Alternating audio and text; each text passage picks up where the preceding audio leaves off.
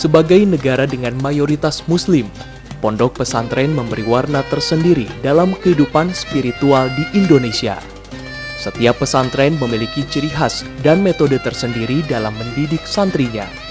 Salah satunya adalah dengan tarekat. Dari sekian banyak tarekat di Indonesia, tarekat Tijaniyah yang paling pesat perkembangannya. Salah satu pondok pesantren tarekat Tijaniyah ada di Garut. Assalamualaikum warahmatullahi wabarakatuh. Pemirsa, tarekat merupakan salah satu metode atau cara untuk menuju jalan kebenaran yang hakiki. Di Provinsi Jawa Barat terdapat beberapa pondok pesantren yang berbasis tarekat.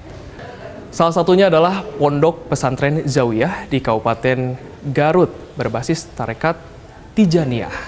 Lalu, seperti apa metode tarekat tersebut dan pengaplikasiannya dalam kehidupan sehari-hari? Bersama saya Frederico, inilah Jejak Islam selengkapnya. Pesantren Zawiyah terletak di tengah areal pesawahan di Kecamatan Samarang, Kabupaten Garut. Saat berada di sini, udara sejuk khas pegunungan terasa sangat menyejukkan hati. Lokasi yang sesuai untuk belajar. Pesantren Zawiyah tidak hanya memberi ilmu umum dan keagamaan kepada para santrinya. Lebih dari itu, Ponpes ini membentuk karakter santrinya dalam mendekatkan diri kepada Allah Subhanahu wa Ta'ala. Nah, mudah-mudahan harapan kami para santri yang lulus di pesantren ini bisa menjadi pemimpin bangsa yang menjadi contoh suri tauladan, karena seperti kita ketahui bahwa santri mempunyai saham yang sangat besar atas berdirinya bangsa ini, dan santri harus berperan di dalam semua lini. Irama keseharian di pondok pesantren yang sudah berdiri sejak tahun 2000 ini tidak berbeda dengan ponpes pada umumnya. Di siang hari, para santri belajar ilmu umum. Ada dua tingkatan sekolah di Zawiyah, yaitu Madrasah Sanawiyah dan Sekolah Menengah Kejuruan di bidang pertanian. Di Madrasah Sanawiyah yang memiliki 110 santri ini, para santri belajar ilmu-ilmu umum dan juga ilmu-ilmu agama, dan tentunya sebagaimana pesantren Salafiyah pada umumnya. Para santri masih melakukan kajian kitab kuning. Yang berbeda, pesantren Zawiyah tidak hanya memberi ilmu umum dan keagamaan kepada para santrinya. Lebih dari itu, ponpes ini membentuk karakter santrinya dalam mendekatkan diri kepada Allah Subhanahu wa Ta'ala. Kajian tasawuf dan tarekat Tijaniyah sudah diterapkan oleh pendiri pesantren. Pimpinan Pondok Pesantren Zawiyah, Syekh Iqyan Badruzzaman, berkenan menerima saya dan memberi pencerahan tentang keberadaan pesantren. Setelah Iko bisa bertemu dengan Syekh dan kita sedikit ingin berbincang nih bersama Syekh. Yang pertama Syekh, ini sejarah Pondok Pesantren Zawiyah ya. Ya, jadi berbicara pesantren Zawiyah kan pertama, dia tidak bisa lepas dari pesantren biru ya, pesantren Al-Falah biru yang di sana. Yang itu pesantren Al-Falah itu sudah 5 generasi lah sampai sekarang, kan? 5 generasi, dan generasi mungkin yang dihitung paling signifikan perkembangannya kan, generasi Syekh Badruzzaman. Nah, Syekh Badruzzaman itu kan beliau itu seorang fuqaha ya, seorang fuqaha, seorang sufi dan tokoh pergerakan. Tapi yang menarik, dia mengembangkan tarekat Tijaniyah itu bukan dia membuat tarekatnya dari Mekah itu, ya. Tapi hasil mujahadah beliau di sini, kemudian diyakinkan ketika beliau di jarak ke Madinah, diyakinkan bahwa tarekat yang hak gitu ya. Gitu. Nah, jadi sejak itu tarekat Tijaniyah menjadikan sebuah ikon pesantren biru gitu. Nah, jadi seolah ikon biru itu lebih melekat tarekat Tijaniyahnya gitu ya. Lebih gitu, karena keteguhan beliau dalam pada beliau seorang fuqaha tulen beliau juga. Nah, jadi Tijaniyah menjadi sebuah ikon pesantren biru, gitu kan. Nah, pesantren ini jauh ya, ini salah satu pengembangan tarekatnya. Zawiyah itu kan nama apa ya? Zawiyah itu secara logawi sudut berarti sudut kan. Tapi dalam terminologi tasawuf, Zawiyah menunjukkan sebuah pesantren yang dikembangkan oleh para sufi untuk bangunan ajarannya. Jadi Zawiyah lebih apa? Terminologi Zawiyah lebih ke pesantren sufi. Tapi misalkan kalau di Afrika itu kan ada Zawiyah sama ada Tijani misalkan. Zawiyah Tariqat Tijaniyah. Zawiyah sama ada Tijani, Tariqat Jalani. Jadi para sufi itu mengembangkan Zawiyah gitu. Nah gitu kira gitu. Jadi makanya di sini namanya Zawiyah gitu. Nah, bagaimana caranya kan sekarang udah di era milenial, Syekh, istilahnya mah zaman now. Bagaimana cara pondok pesantren Zawiyah ini untuk memperkenalkan tarekat Tijaniyah ini tentunya kepada masyarakat sekitar ataupun khususnya nanti lebih besar lagi Jawa Barat bahkan di Indonesia. Ini ya yang pengalaman ya. Pengalaman bahwa di kita kan ada tradisi ijtima, ada tradisi hayralah yang tadi hayralah itu, yang mingguan kan, yang mingguan. Ada tradisi itu. Nah melalui media hayralah itu kita keliling antar kecamatan, antar kabupaten, itu.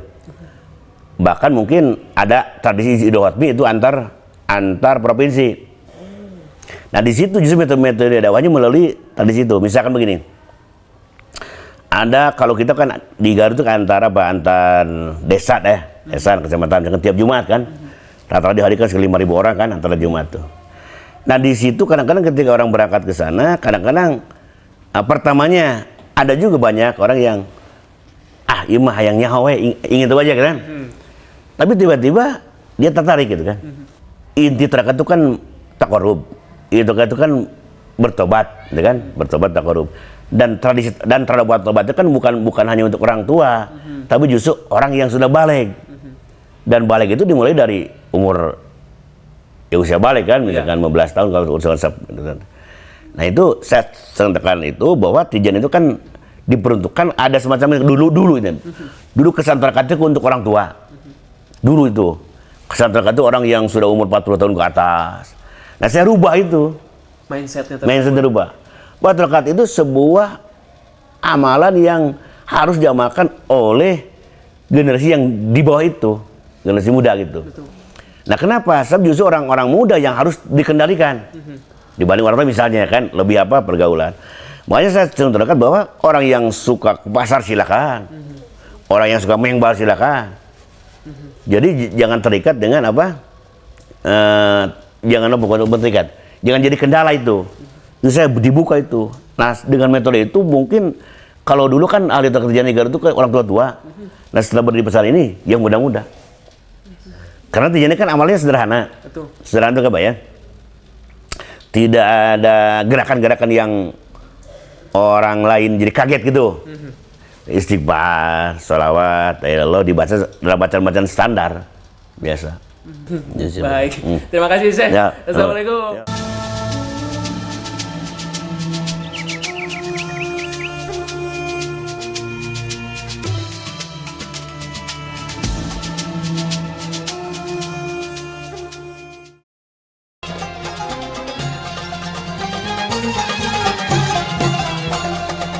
Pondok pesantren ini masih dalam tahap pembangunan berbagai sarana dan prasarana bagi para santrinya. Pimpinan pesantren sendiri membeli area lahan seluas kurang lebih 4 hektar ini sedikit demi sedikit. Waalaikumsalam. Apa kabar Kang? Alhamdulillah sehat. Kang, kita pengen tahu nih seputar pondok pesantren di sini, boleh nggak? Oh boleh. Akang ajak Ibu jalan-jalan. Ya siap. Setelah berbincang dengan Syekh, saya diantar oleh Kang Fatih, salah satu putra Syekh untuk berkeliling pondok pesantren Zawiyah.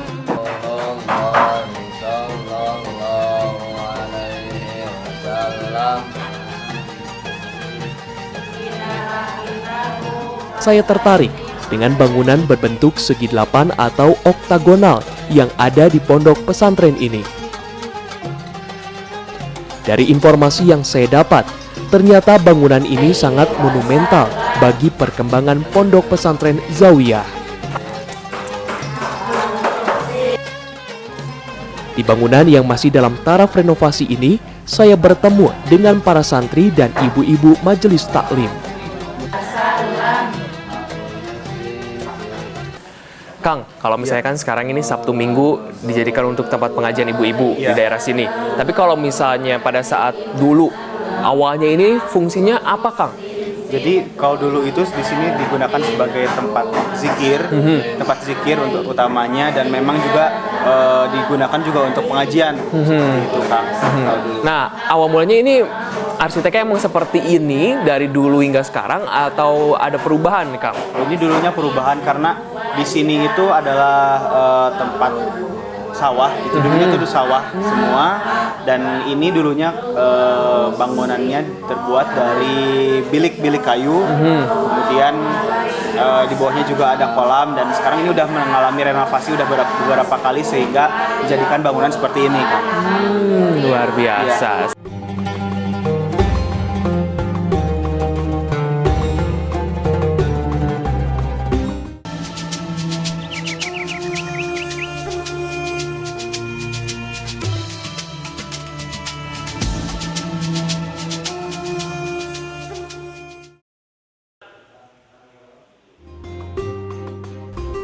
Pesantren Zawiyah memang syarat dengan nilai sejarah. Syekh Ikhyan sendiri adalah putra dari tokoh Hizbullah Jawa Barat, Kiai Badruzzaman, yang merupakan tokoh pergerakan kemerdekaan yang berhasil mengusir penjajah dari Kabupaten Garut. Ada satu keunikan pesantren Zawiyah yang bikin saya penasaran. Keberadaan batang-batang pohon yang menjadi soko guru dalam bangunan aula yang menjadi sentral kegiatan santri. Batang-batang pohon ini berusia ratusan tahun dan menjadi saksi perjuangan Kiai Haji Badruzzaman dalam melawan penjajah.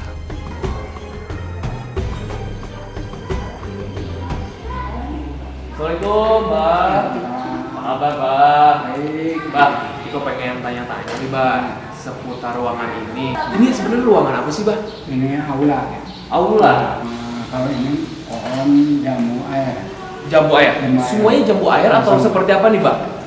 Semuanya jamu air. Ini didapatkan dari mana aja nih, Pak? Ya kalau ini dari Samarang-Awi. Jarak jauhnya sekitar 4 kilo ya. 4 kilo. Bah, Iko pengen tahu nih sejarah pohon-pohon yang ada di sini. Yang paling sejarahnya paling panjang ini yang mana nih, Bah? Yang kalau paling rame lah istilahnya gitu, cerita sejarahnya yang mana nih, Bah? Ya kalau pertama ini ya. Pertama ini yang tinggi-tinggi. Apa nih sejarahnya, Bah? Ya tinggi-tinggi jadi aneh gitu. Kalau pohon itu sebetulnya ini pohon asli atau bukan? Emang kenapa nih, Pak? Emang pada saat ditemukannya tingginya segimana maksudnya, Pak? Tingginya apa? Kan ini ada sekitar 9 meter. 9 meter ini tingginya. Bah, ini 9 meter langsung dibawa ke sini, diboyong atau dipotong-potong atau seperti apa nih, Pak? Ya ada yang dipotong-potong, ada yang enggak. Tahun berapa dibawa ke sini, Pak? Tahun sekitar 2004. Pada saat pemindahan berapa lama sih, Bah? 3 hari lah. 3 hari? 3 hari. Langsung sampai sini. Kalau dibuatnya ini ada sekitar 2 minggu. 2 minggu? 2 minggu. 2 minggu udah langsung jadi tangga seperti ini seperti atau gimana nih, Bah? Seperti udah jadi seperti ini. Udah jadi? 2 minggu. Berarti sekitar 1 bulan. Dari awal nebang sampai jadi. Beberapa keunikan yang saya temui di pesantren ini membuat saya semakin penasaran untuk mengetahui lebih dalam tentang pesantren berbasis tarekat ini. Kesahajaan dan kehangatan warga pesantren menyadarkan saya akan wajah Islam yang sejuk dan menenteramkan.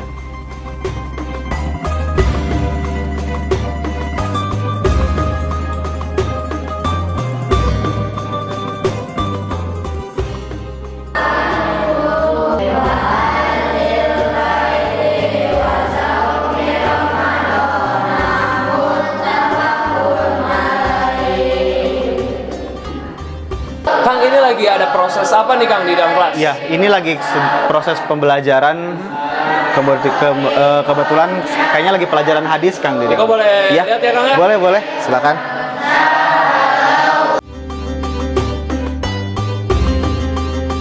Bisa jelaskan ini di dalam kelas ini lagi proses belajar apa nih? Ini proses pembelajaran Quran hadis, salah satu hadis tentang ilmu. Qul hal yastawil ladzina ya'lamuna wal ladzina la ya'lamun. Jadi intinya artinya itu apakah sama antara orang yang berilmu dan tidak berilmu. Jadi kita anak-anak pun diwajibkan diwajib mengetahui tentang apa sih itu ilmu, kegunaan ilmu, dan apa perbedaan antara orang yang berpendidikan dan yang tidak orang berpendidikan. Luar biasa. Biasanya kalau misalnya di kelas ada untuk cek semangatnya nggak sih Kang? Kalau untuk cek semangat ada lah. Di mana nih Kang? Ada semuanya. Santri.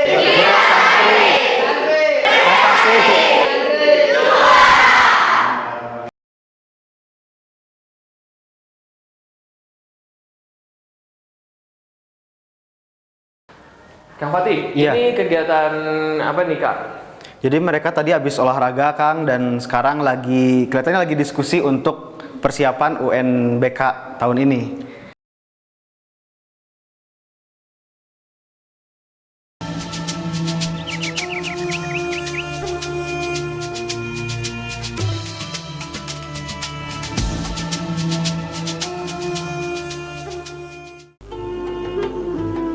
Saat menapaki jejak di pesantren ini, kejutan apa lagi yang saya temui di pesantren ini? Dengan kakak saya. Kang siapa Kang? Noval. Kang Noval. Ini boleh diceritain dong, ini proses apa sih di sini? Oh ini kita masuk proses roasting. Proses roasting jadi pemanggangan kopi dari mulai green bean sampai roast bean. Ya. Oke, sekarang kita mau lihat proses roasting ya. Silakan. Silakan. Ternyata kegiatan mengolah kopi merupakan bagian dari pendidikan kewirausahaan, khususnya bagi santri yang menimba ilmu di sekolah menengah kejuruan atau SMK yang mengkhususkan di bidang pertanian. Biji kopi mentah atau green bean berawal dari perkebunan kopi milik pesantren yang berlokasi di kawasan Kamojang, Garut. Mesin pengolah kopi yang beredar di pasaran dan kebanyakan barang impor dengan harga di kisaran 40 jutaan rupiah, para santri ini pun mencoba berinovasi dengan menciptakan sendiri mesin yang hanya menghabiskan anggaran hanya 5 juta rupiah. Gini Kak Iko, Gimana Kang? biasanya kita punya tradisi sendiri mungkin ya kalau buat nge-packing ya, biasanya anak-anak tuh baca sholawat gitu ya, sholawat biar berkah gitu. Wah, tentunya bermanfaat juga Ya, ya, amin, tentunya. amin, iya. Jadi pada saat proses apapun juga kita harus tetap ingat kepada Allah. Iya, gitu iya, ya. Jadi betul. apapun yang dikerjakan tentunya ada manfaatnya dan juga berkah itu Iya, ya. iya. Luar biasa. Jangan Kang, lanjutin lagi Kang. Ya, ini Walau dengan peralatan sederhana, para santri diberikan pendidikan untuk berwirausaha melalui ilmu mengolah kopi. Ada salah satu lagi yang membanggakan bahwa mesin-mesin pemanggang dan penghalus kopi adalah murni hasil inovasi para santri SMK Zawiyah.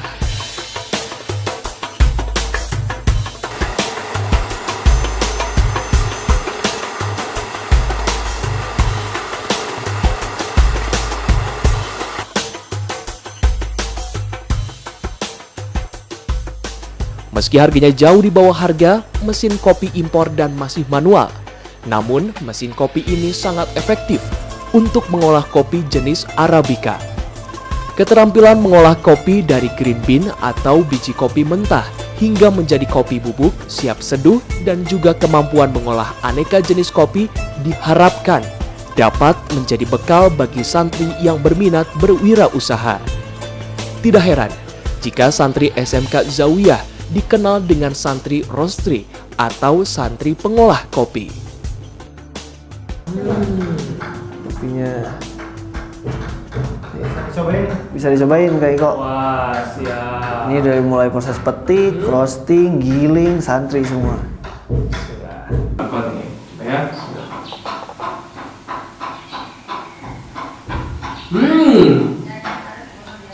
Strong. kopi yang sebenarnya adalah kopi yang digiling, bukan yang digunting.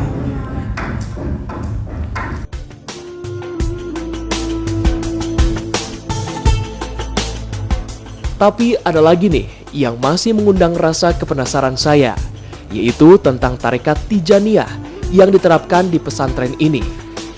Lepas sholat asar di pondok pesantren Zawiyah adalah salah satu waktu bagi santri untuk menjalankan tawasul atau pendekatan diri kepada Allah dengan melakukan sholawat, zikir, dan tausiah yang menjadi tradisi dan ciri khas tarekat Tijaniyah.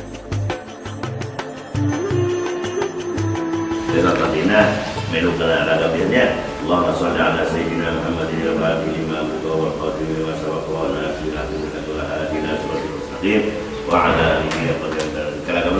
Tarekat Tijaniyah sendiri merupakan salah satu tarekat yang dibawa dari Afrika Utara. Tarekat ini masuk ke Indonesia sudah sejak lama dan hingga kini menjadi tarekat terbesar. Dalam tarekat Tijaniyah, istighfar, sholawat, dan zikir menjadi ritual utama yang disebut zikir lazimah. Dilakukan setiap hari sebanyak 2 kali, pagi dan sore. Ada beberapa jenis zikir yang dilaksanakan dalam waktu setiap hari dari subuh hingga siang hari. Zikir yang dilaksanakan selepas asar secara berjamaah disebut zikir hailallah dan biasanya dilakukan dalam jumlah tertentu setiap hari Jumat.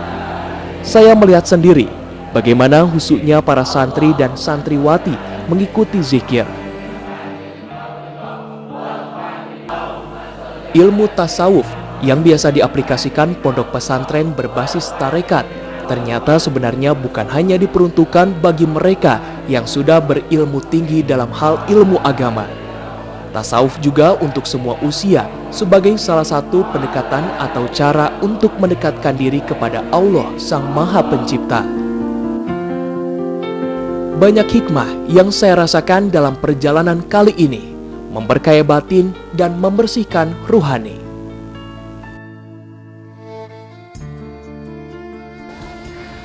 Ternyata penanaman nilai-nilai keislaman melalui tarekat Tijaniyah tidak hanya untuk membentuk karakter dan juga akhlak bagi santri, namun juga akan membawa kemaslahatan bagi seluruh umat. Akhir kata, saya Frederico, sampai jumpa di Jejak Islam selanjutnya. Assalamualaikum warahmatullahi wabarakatuh.